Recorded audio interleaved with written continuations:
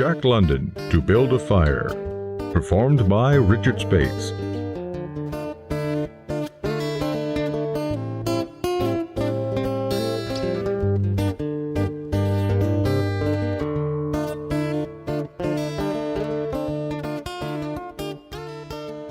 Day had broken, cold and gray, exceedingly cold and gray, when the man turned aside from the main Yukon Trail and climbed the high earth bank where a dim and little travel trail led eastward through the fat spruce timberland.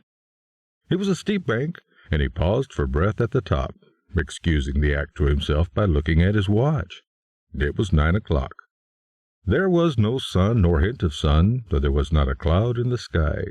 It was a clear day, and yet there seemed an intangible pall over the face of things, a subtle gloom that made the day dark, and that was due to the absence of sun. This fact did not worry the man. He was used to the lack of sun. It had been days since he had seen the sun, and he knew a few more days must pass before that cheerful orb due south would just peep above the skyline and dip immediately from view. The man flung a look back along the way he had come. The Yukon lay a mile wide and hidden under 3 feet of ice.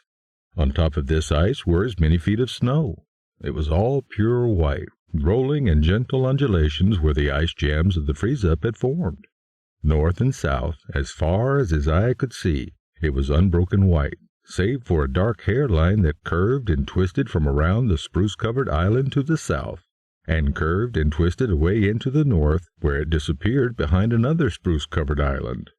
This dark hairline was the trail, the main trail, that led south 500 miles to the Chilkoot Pass, Daya, and Salt Water, and then led north 70 miles to Dawson, and still on to the north 1,000 miles to Nulato, and finally to St. Michael on the Bering Sea, 1,000 miles and half 1,000 more.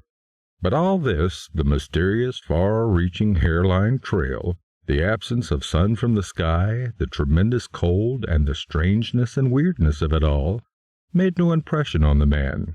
It was not because he was long used to it. He was a newcomer in the land, a Chechaka'o, and this was his first winter. The trouble with him was he was without imagination. He was quick and alert in the things of life, but only in the things and not in the significances. 50 degrees below zero meant 80-odd degrees of frost. Such fact impressed him as being cold and uncomfortable, and that was all. It did not lead him to meditate upon his frailty as a creature of temperature, and upon man's frailty in general, able only to live within certain narrow limits of heat and cold. From there on, it did not lead him to the conjectural field of immortality and man's place in the universe. 50 degrees below zero stood for a bite of frost that hurt, and must be guarded against by the use of mittens, ear flaps, warm moccasins, and thick socks. 50 degrees below zero was to him just precisely 50 degrees below zero. That there should be anything more to it was a thought that never entered his head. As he turned to go, he spat speculatively. There was a sharp, explosive crackle that startled him. He spat again, and again, in the air before it could fall to the snow. The spittle crackled. He knew at 50 below spittle crackled on the snow, but this spittle had crackled in the air. Undoubtedly, it was colder than 50 below. How much colder, he did not know. But the temperature did not matter. He was bound for the old claim on the left fork of Henderson Creek, where the boys were already. They had come over across the divide from the Indian Creek country, while he had come the roundabout way to take a look at the possibilities of getting out logs in the spring from the islands in the Yukon. He would be into camp by 6 o'clock, a bit after dark, it was true. But the boys would be there, a fire would be going, and a hot supper would be ready. As for lunch, he pressed his hand against the protruding bundle under his jacket. It was also under his shirt, wrapped up in a handkerchief and lying against the naked skin. It was the only way to keep the biscuits from freezing. He smiled agreeably to himself as he thought about those biscuits, each cut open and sopped in bacon grease, and each enclosing a generous slice of fried bacon. He plunged in among the big spruce trees. The trail was faint. A foot of snow had fallen since the last sled had passed over, and he was glad he was without a sled traveling light. In fact, he carried nothing but the lunch wrapped in the handkerchief. He was surprised, however, at the cold. It certainly was cold, he concluded as he rubbed his numb nose and cheekbones with his mittened hand. He was a warm-whiskered man, but the hair on his face did not protect the high cheekbones and the eager nose that thrust itself aggressively into the frosty air. At the man's heels trotted a dog, a big native husky, a proper wolf dog, gray-coated and without any visible or temperamental difference from its brother, the wild wolf. The animal was depressed by the tremendous cold. It knew it was no time for traveling. Its instinct told it a truer tale than was told to the man by the man's judgment. In reality, it was not merely colder than 50 below zero. It was colder than 60 below, then 70 below. It was 75 below zero. Since the freezing point is 32 above zero, it meant 107 degrees of frost obtained. The dog did not know anything about thermometers. Possibly in its brain there was no sharp consciousness of a condition of very cold, such was in the man's brain, but the brute had its instinct. It experienced a vague but menacing apprehension that subdued it and made it slink along at the man's heels and made it question eagerly every unwanted movement of the man, as if expecting him to go into camp or to seek shelter somewhere and build a fire. The dog had learned fire, and it wanted fire, or else to burrow under the snow and cuddle its warmth away from the air. The frozen moisture of its breathing had settled on its fur in a fine powder of frost, especially where its jowls, muzzle, and eyelashes whitened by its crystalline breath. The man's red beard and mustache were likewise frosted, but more solidly, the deposit taking the form of ice and increasing with every warm, moist breath he exhaled. Also, the man was chewing tobacco, and the muzzle of ice held his lips so rigidly he was unable to clear his chin when he expelled the juice. The result was a crystal beard of the color and solidity of amber was increasing its length on his chin. If he fell down, it would shatter itself, like glass, into brittle fragments. But he did not mind the appendage. It was the penalty all tobacco chewers paid in that country, and he'd been out before in 2 cold snaps. They had not been so cold as this, he knew, but by the spirit thermometer at 60 mile, he knew they had been registered at 50 below and at 55. He held on through the level stretch of woods for several miles, crossed a wide flat of tussocks, and dropped down a bank to the frozen bed of a small stream. This was Henderson Creek, and he knew he was 10 miles from the forks. He looked at his watch. It was 10 o'clock. He was making 4 miles an hour, and he calculated he would arrive at the forks at 12:30. He decided to celebrate that event by eating his lunch there. The dog dropped in again at his heels, with a tail-drooping discouragement, as the man swung along the creek bed. The furrow of the old sled trail was plainly visible, but a dozen inches of snow covered the marks of the last runners. In a month, no man had come up or down that silent creek. The man held steadily on. He was not much given to thinking, and just then, particularly, he had nothing to think about save he would eat lunch at the forks, and at 6 o'clock he would be in camp with the boys. There was nobody to talk to, and, had there been, speech would have been impossible because of the ice muzzle on his mouth. So he continued monotonously to chew tobacco and to increase the length of his amber beard. Once in a while, the thought reinitiated itself that it was very cold, and he had never experienced such cold. As he walked along, he rubbed his cheekbones and nose with the back of his mittened hand. He did this automatically, now and again changing hands. But rub as he would, the instant he stopped, his cheekbones went numb, and the following instant the end of his nose went numb. He was sure to frost his cheeks, he knew, and experienced a pang of regret that he had not devised a nose strap of the sort Bud wore in cold snaps. Such a strap passed across the cheeks as well and saved them. But it didn't matter much, after all. What were frosted cheeks? A bit painful, that was all. They were never serious. Empty as the man's mind was of thoughts, he was keenly observant, and he noticed the changes in the creek, the curves and bends and timber jams, and always he sharply noted where he placed his feet. Once, coming around a bend, he shied abruptly, like a startled horse, curved away from the place where he had been walking, and retreated several paces back along the trail. The creek he knew was frozen clear to the bottom. No creek could contain water in an Arctic winter, but he knew also springs bubbled up from the hillsides and ran along under the snow and on top of the ice of the creek. He knew the coldest snaps never froze these springs, and he knew likewise their danger. They were traps. They hid pools of water under the snow that might be 3 inches deep or 3 feet. Sometimes a skin of ice half an inch thick covered them, and in turn was covered by the snow. Sometimes there were alternate layers of water and ice skin, so when one broke through, he kept on breaking through for a while, sometimes wetting himself to the waist. This is why he had shied in such a panic. He had felt the give under his feet and heard the crackle of a snow-hidden ice skin. And to get his feet wet in such a temperature meant trouble and danger.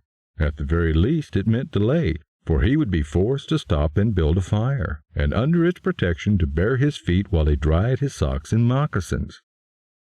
He stood and studied the creek bed and its banks, and decided the flow of water came from the right. He reflected a while, rubbing his nose and cheeks, then skirted to the left, stepping gingerly and testing the footing for each step. Once clear of the danger, he took a fresh chew of tobacco and swung along at his 4-mile gait. In the course of the next 2 hours, he came upon several similar traps. Usually the snow above the hidden pools had a sunken, concaved appearance that advertised the danger. Once again, however, he had a close call, and once, suspecting danger, he compelled the dog to go on in front. The dog did not want to go. It hung back until the man shoved it forward, and then it went quickly across the white, unbroken surface. Suddenly, it broke through, floundered to one side, and got away to firmer footing. It had wet its forefeet and legs, and almost immediately the water clinging to it turned to ice. It made quick efforts to lick the ice off its legs, then dropped down in the snow and began to bite out the ice that had formed between the toes. This was a matter of instinct. To permit the ice to remain would mean sore feet. It did not know this. It merely obeyed the mysterious prompting that arose from the deep crypts of its being. But the man knew, having achieved a judgment on the subject, and he removed the mitten from his right hand and helped tear out the ice particles. He did not expose his fingers more than a minute, and was astonished at the swift numbness that smote them. It certainly was cold. He pulled on the mitten hastily, and beat the hand savagely across his chest. At 12 o'clock the day was at its brightest, yet the sun was too far south on its winter journey to clear the horizon. The bulge of the earth intervened between it and Henderson Creek, where the man walked under a clear sky at noon and cast no shadow. At 12:30 to the minute, he arrived at the forks of the creek. He was pleased at the speed he had made. If he kept it up, he would certainly be with the boys by 6. He unbuttoned his jacket and shirt and drew forth his lunch. The action consumed no more than a quarter of a minute, yet, in that brief moment, the numbness laid hold of the exposed fingers. He did not put the mitten on, but, instead, struck the fingers a dozen sharp smashes against his leg. Then he sat down on a snow-covered log to eat. The sting that followed upon the striking of his fingers against his leg ceased so quickly he was startled. He had had no chance to take a bite of biscuit. He struck the fingers repeatedly and returned them to the mitten, baring the other hand for the purpose of eating. He tried to take a mouthful, but the ice muzzle prevented. He had forgotten to build a fire and thaw out. He chuckled at his foolishness, and as he chuckled, he noted the numbness creeping into the exposed fingers. Also, he noted the stinging that had first come to his toes when he sat down was already passing away. He wondered whether the toes were warm or numb. He moved them inside his moccasins and decided they were numb. He pulled the mitten on hurriedly and stood up. He was a bit frightened. He stamped up and down until the stinging returned into the feet. It certainly was cold, was his thought. That man from Sulphur Creek had spoken the truth when telling how cold it sometimes got in the country, and he had laughed at him at the time. That showed one must not be too sure of things. There was no mistake about it. It was cold. He strode up and down, stamping his feet and thrashing his arms, until reassured by the returning warmth. Then he got out matches and proceeded to make a fire.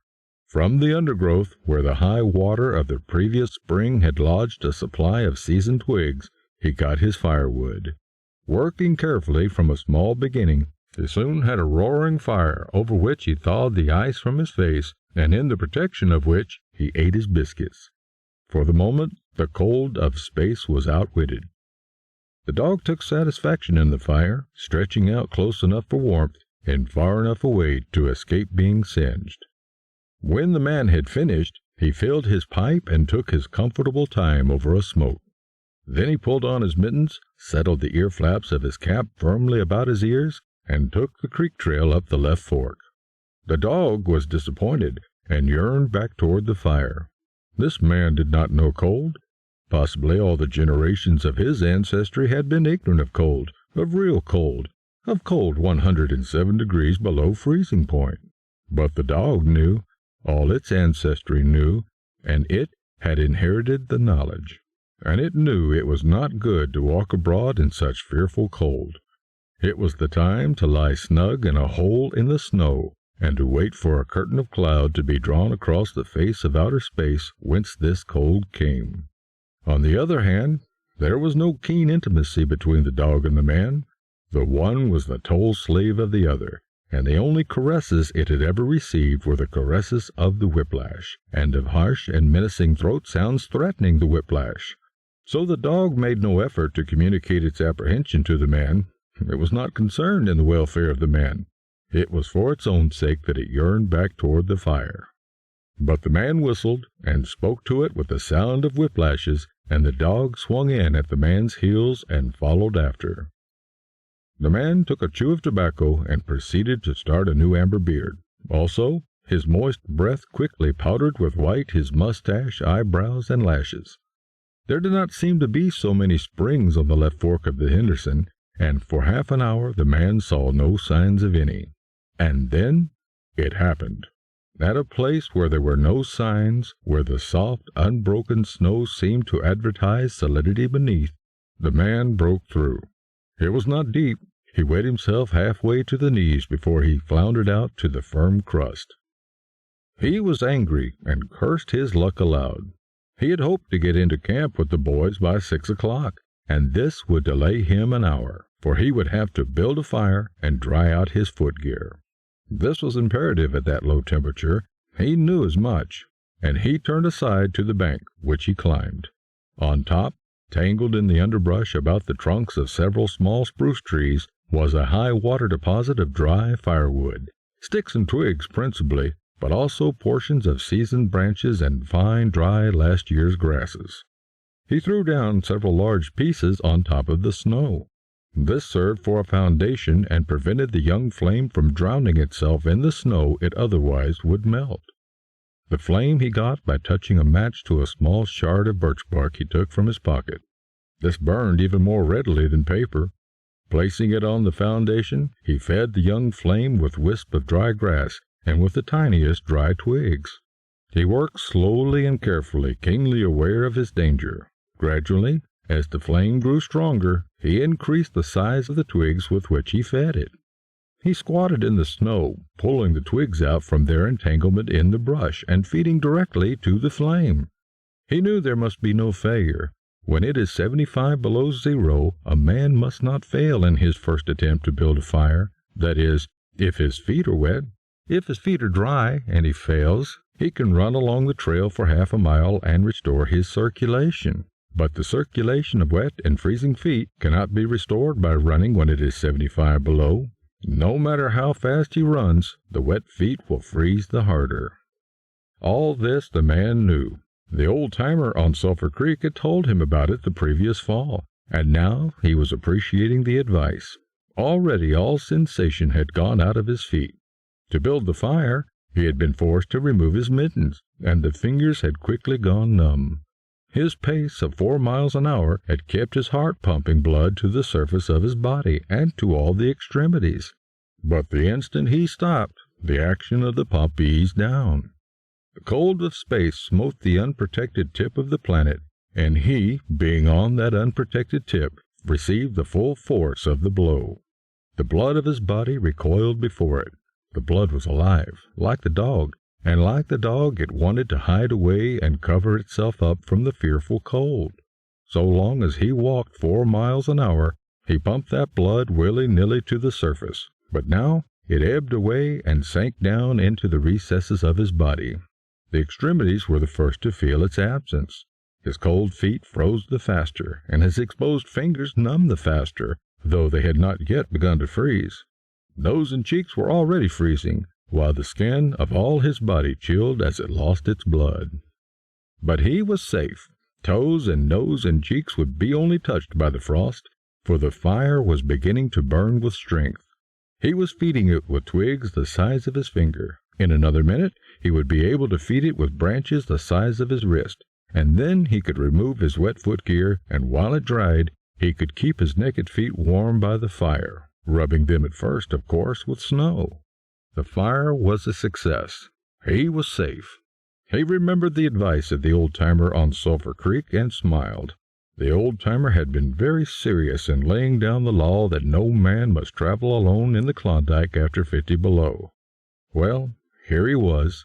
He had had the accident. He was alone, and he had saved himself.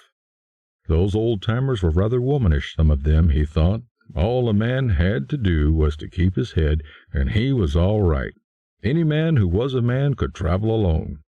But it was surprising, the rapidity with which his cheeks and nose were freezing, and he had not thought his fingers could go lifeless in so short a time.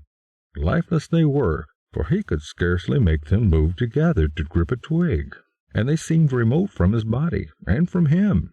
When he touched a twig, he had to look to see whether or not he had hold of it. The wires were pretty much down between him and his finger ends. All of which counted for little. There was the fire, snapping and crackling and promising life with every dancing flame. He started to untie his moccasins. They were coated with ice. The thick German socks were like sheaths of iron halfway to the knees, and the moccasin strings were like rods of steel, all twisted and knotted as if by some conflagration. For a moment he tugged with his numb fingers, then, realizing the folly of it, he drew his sheath knife. But before he could cut the strings, it happened. It was his own fault, or rather, his mistake. He should not have built the fire under the spruce tree. He should have built it in the open, but it had been easier to pull the twigs from the brush and drop them directly on the fire. Now the tree under which he had done this carried a weight of snow on its boughs. No wind had blown for weeks, and each bough was fully freighted. Each time he had pulled a twig, he had communicated a slight agitation to the tree. An imperceptible agitation, so far as he was concerned, but an agitation sufficient to bring about the disaster. High up in the tree, one bough capsized its load of snow. This fell on the boughs beneath, capsizing them. This process continued, spreading out and involving the whole tree. It grew like an avalanche, and it descended without warning upon the man and the fire was blotted out. Where it had burned was a mantle of fresh and disordered snow. The man was shocked. It was as though he had just heard his own sentence of death. For a moment he sat and stared at the spot where the fire had burned. Then he grew very calm. Perhaps the old-timer on Sulphur Creek was right. If he had only had a trail mate, he would have been in no danger now. The trail mate could have built the fire. Well, it was up to him to build the fire over again, and this time there must be no failure. Even if he succeeded, he would most likely lose some toes. His feet must be badly frozen by now, and there would be some time before the second fire was ready. Such were his thoughts, but he did not sit and think them. He was busy all the time they were passing through his mind. He made a new foundation for a fire, this time in the open where no treacherous tree could blot it out. Next he gathered dry grasses and tiny twigs from the high water flotsam. He could not bring his fingers together to pull them out, but he was able to gather them by the handful. In this way he got many undesirable rotten twigs and bits of green moss. But it was the best he could do. He worked methodically, even collecting an armful of the larger branches to be used later when the fire gathered strength. And all the while the dog sat and watched him, a certain yearning wistfulness in his eyes, for it looked upon him as the fire provider, and the fire was slow in coming. When it was ready, the man reached in his pocket for a second piece of birch bark. He knew the bark was there, and though he could not feel it with his fingers, he could hear its crisp rustling when he fumbled for it. Try as he would, he could not clutch hold of it, and all the time in his consciousness was the knowledge his feet were freezing. This thought tended to put him in a panic, but he fought against it and kept calm. He pulled on his mittens with his teeth and thrashed his arms back and forth, beating his hands with all his might against his sides. He did this sitting down, and he stood up to do it, and all the while the dog sat in the snow, its wolf brush of a tail curled around warmly over its forefeet, its sharp wolf ears pricked forward intently as it watched the man. And the man, as he beat and thrashed with his arms and hands, felt a great surge of envy as he regarded the creature warm and secure in its natural covering. After a time he was aware of the first far-away signals of sensation in his beating fingers. The faint tingling grew stronger, till it evolved into an excruciating stinging ache, but which the man hailed with satisfaction. He stripped the mitten from his right hand and fetched forth the birch bark. The exposed fingers were quickly going numb again. Next, he brought out his bunch of sulphur matches, but the tremendous cold had already driven the life out of his fingers. In his effort to separate one match from the others, the whole bunch fell in the snow. He tried to pick it out of the snow, but failed. The dead fingers could neither touch nor clutch. He was very careful. He drove the thought of his freezing feet and nose and cheeks out of his mind, devoting his whole soul to the matches. He watched, using the sense of vision in place of touch, and when he saw his fingers on each side of the bunch, he closed them. That is, he willed to close them, for the wires were down, and the fingers did not obey. He pulled the mitten on the right hand and beat it fiercely against his knee. Then, with both mittened hands, he scooped the bunch of matches, along with much snow, into his lap. Yet he was no better off. After some manipulation, he managed to get the bunch between the heels of his mittened hands. In this fashion he carried it to his mouth. The ice crackled and snapped when by a violent effort he opened his mouth. He drew the lower jaw in, curled the upper lip out of the way, and scraped the bunch with his upper teeth in order to separate a match. He succeeded in getting one, which he dropped on his lap. He was no better off. He could not pick it up. Then he devised a way. He picked it up in his teeth and scratched it on his leg. 20 times he scratched before he succeeded in lighting it. As it flamed, he held it with his teeth to the birch bark, but the burning brimstone went up his nostrils and into his lungs, causing him to cough spasmodically. The match fell into the snow and went out. The old-timer on Sulphur Creek was right, he thought in a moment of ensuing controlled despair. After 50 below, a man should travel with a partner. He beat his hands, but failed in exciting any sensation. Suddenly he bared both hands, removing the mittens with his teeth. He caught the whole bunch between the heels of his hands. His arm muscles, not being frozen, enabled him to press the hand heels tightly against the matches. Then he scratched the bunch along his leg. It flared into flame, 70 sulphur matches at once. There was no wind to blow them out. He kept his head to one side to escape the strangling fumes, and held the blazing bunch to the birch bark. As he so held it, he became aware of sensation in his hand. His flesh was burning. He could smell it. Deep down below the surface, he could feel it. The sensation developed into pain that grew acute, and still he endured it, holding the flame of the matches clumsily to the bark that would not light readily because his own burning hands were in the way, absorbing most of the flame. At last, when he could endure it no more, he jerked his hands apart. The blazing matches fell sizzling into the snow, but the birch bark was alight. He began laying dry grasses and the tiniest twigs on the flame. He could not pick and choose, for he had to lift the fuel between the heels of his hands. Small pieces of rotten wood and green moss clung to the twigs, and he bit them off as well as he could with his teeth. He cherished the flame carefully and awkwardly. It meant life, and it must not perish.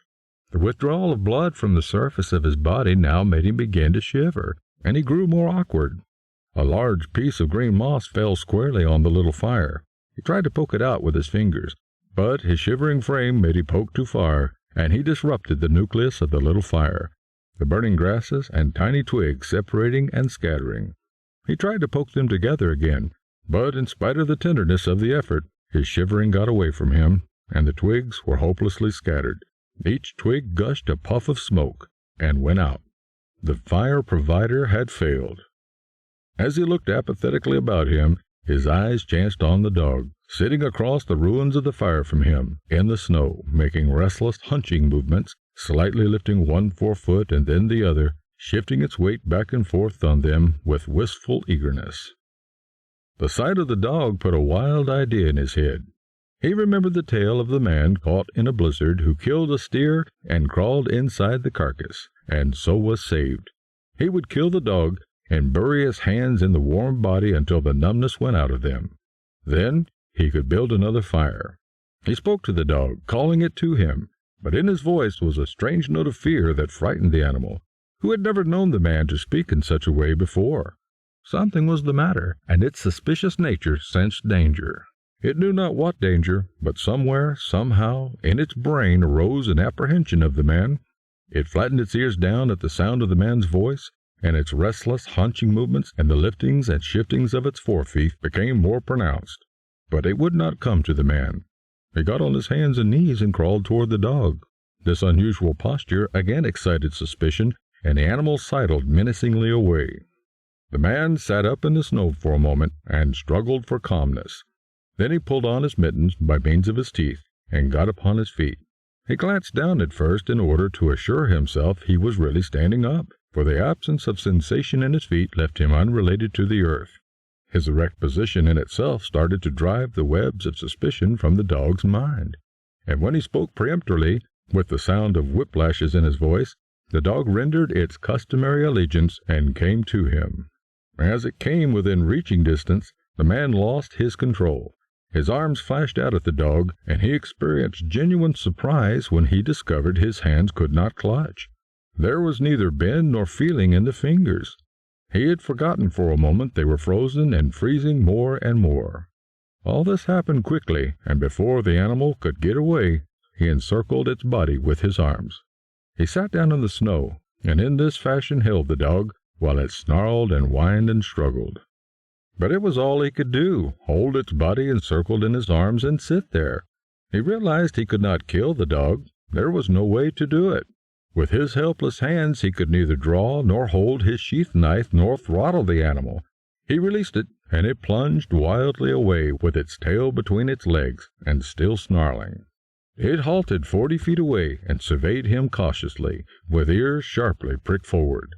The man looked down at his hands in order to locate them, and found them hanging at the ends of his arms. It struck him as curious one should have to use his eyes in order to find out where his hands were.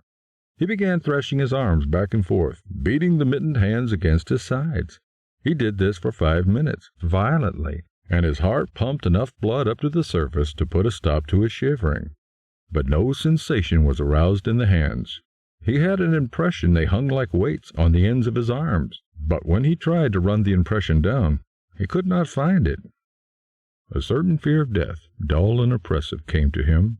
This fear quickly became poignant as he realized it was no longer a mere matter of freezing his fingers and toes or losing his hands and feet, but it was a matter of life and death with the chances against him. This threw him into a panic, and he turned and ran up the creek bed along the old dim trail. The dog joined in behind and kept up with him.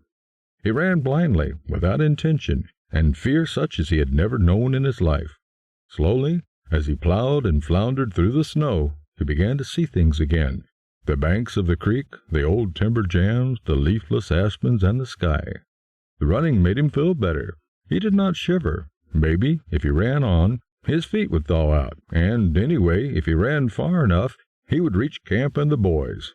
Without doubt he would lose some fingers and toes and some of his face, but the boys would take care of him and save the rest of him when he got there. And, at the same time, there was another thought in his mind, that he would never get to camp and the boys, that it was too many miles away, that the freezing had too great a start on him, and he would soon be stiff and dead. This thought he kept in the background and refused to consider. Sometimes it pushed itself forward and demanded to be heard, but he thrust it back and strove to think of other things. It struck him as curious he could run at all on feet so frozen he could not feel them when they struck the earth and took the weight of his body. He seemed to himself to skim along above the surface, and to have no connection with the earth. Somewhere he had once seen a winged Mercury, and he wondered if Mercury felt as he felt when skimming over the earth. His theory of running until he reached camp and the boys had one flaw in it. He lacked the endurance. Several times he stumbled, and finally he tottered, crumpled up, and fell. When he tried to rise, he failed. He must sit and rest, he decided, and next time he would merely walk and keep on walking. As he sat and regained his breath, he noted he was feeling quite warm and comfortable. He was not shivering, and it even seemed a warm glow had come to his chest and trunk. And yet, when he touched his nose or cheeks, there was no sensation. Running would not thaw them out, nor would it thaw out his hands and feet. Then the thought came to him that the frozen portions of his body must be extending. He tried to keep this thought down, to forget it, to think of something else. He was aware of the panicky feeling it caused, and he was afraid of the panic. But the thought asserted itself and persisted, until it produced a vision of his body totally frozen. This was too much, and he made another wild run along the trail. Once he slowed down to a walk, but the thought of the freezing extending itself made him run again. And all the time the dog ran with him at his heels. When he fell down a second time, it curled its tail over its forefeet and sat in front of him, facing him, curiously eager and intent. The warmth and security of the animal angered him, and he cursed it till it flattened down its ears apprehensively. This time the shivering came more quickly upon the man. He was losing in his battle with the frost. It was creeping into his body from all sides. The thought of it drove him on, but he ran no more than 100 feet when he staggered and pitched headlong. It was his last panic, and when he recovered his breath and control, he sat up and entertained in his mind the conception of meeting death with dignity. However, the conception did not come to him in such terms. His idea of it was he had been making a fool of himself, running around like a chicken with its head cut off. Such was the simile that occurred to him. Well, he was bound to freeze anyway, and he might as well take it decently. With this newfound peace of mind came the first glimmerings of drowsiness. A good idea, he thought, to sleep off to death. It was like taking an anesthetic. Freezing was not so bad as people thought. There were lots worse ways to die. He pictured the boys finding his body the next day. Suddenly he found himself with them, coming along the trail and looking for himself. And, still with them, he came around a turn in the trail and found himself lying in the snow. He did not belong with himself any more, for even then he was out of himself, standing with the boys and looking at himself in the snow. It certainly was cold, was his thought. When he got back to the States, he could tell the folks what real cold was. He drifted on from this to a vision of the old-timer on Sulphur Creek. He could see him quite clearly, warm and comfortable, and smoking a pipe. "You were right, old hoss. You were right," the man mumbled to the old-timer of Sulphur Creek. Then the man drowsed off in what seemed to him the most comfortable and satisfying sleep he had ever known. The dog sat facing him and waiting. The brief day drew to a close in a long, slow twilight. There were no signs of a fire to be made, and besides, never in the dog's experience had it known a man to sit like that in the snow and make no fire. As the twilight drew on, its eager yearning for the fire mastered it, and with a great lifting and shifting of the forefeet, it whined softly, then flattened its ears down in anticipation of being chided by the man. But the man remained silent. Later, the dog whined loudly, and still later it crept close to the man and caught the scent of death. This made the animal bristle and back away. A little longer it delayed, howling under the stars that leapt and danced and shone brightly in the cold sky. Then it turned and trotted up the trail in the direction of the camp it knew, where were the other food providers and fire providers.